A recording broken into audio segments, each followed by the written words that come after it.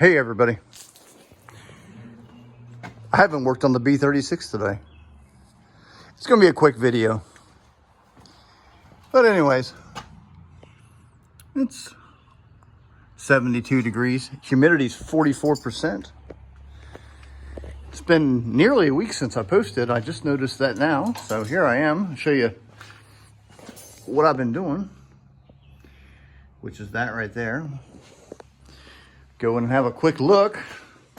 A lot of studying, a lot of looking at all the pictures I have, different angles, comparing, trying to figure out how long things are, because there's really nobody that can get a tape measure up into these areas of the real aircraft. But what we got going on is these three structures right here. Two of them are for the spring that goes from right here down to right there, and from right there to over here. That is the mount for the C404 ARC3 VHF remote control, basically a radio panel for the pilot. So what I've been doing mostly, I have to get on the other side for that, other than building this thing and studying it, just trying to figure out my distances between the major components on the real aircraft, from this wall where this dust cover will be to this first line of rivets, which these don't represent the actual ones for the new console of the real aircraft. This is a coincidence, but we're right at 7 inches where that needs to be. And the way this thing works is this upper beam on both sides, you've got an L bracket on the bottom and you got an L bracket on the top. And this guy goes here, big, thick, heavy plates, probably 16 gauge aluminum. And it actually overlaps those rivets right there. And that's how that thing attaches. And of course there's one on either side. But that's about it. I spent the better part of yesterday adding 7/8 of an inch cut here and there all the way across, which gave me dimensions that I needed, extended that aft so I could shorten this beam, because this beam was 2 3/4 inches and I've taken it down to 2 inches, and I feel a lot better about it. It gives me the exact profile that I need.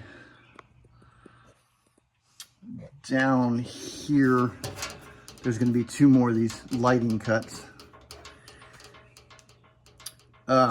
That's about it. I have to extend this 7/8 of an inch, but this thing is starting to move. I got some WD-40 in there and it's soaking in nice, and it's really good. And once I get this thing mounted, the one thing that I don't understand, that none of my reference materials or studies tell me, is looking at this beam right here, why half of it has this.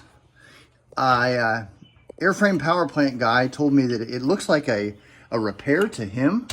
The illustrated parts breakdown does not indicate any kind of electrical component, a furnishing, hydraulic, anything lives there.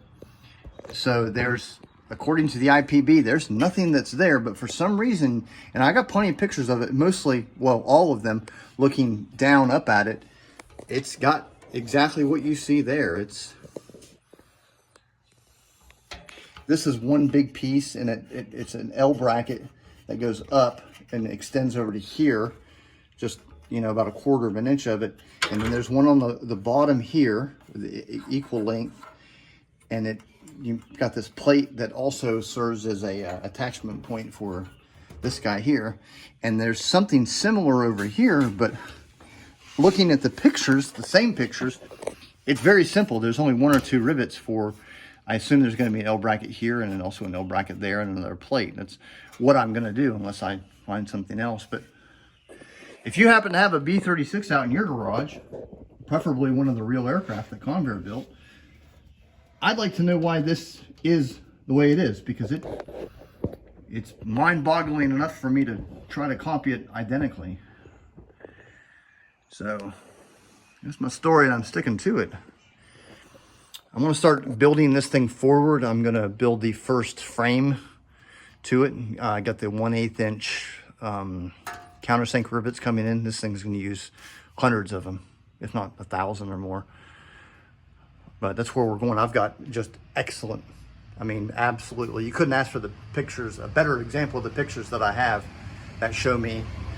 I've got pretty much to this, the bottom here, well, I'm sorry, the middle here up, I can build it, copy it rivet for rivet, fastener for fastener.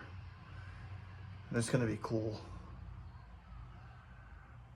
And that's about it.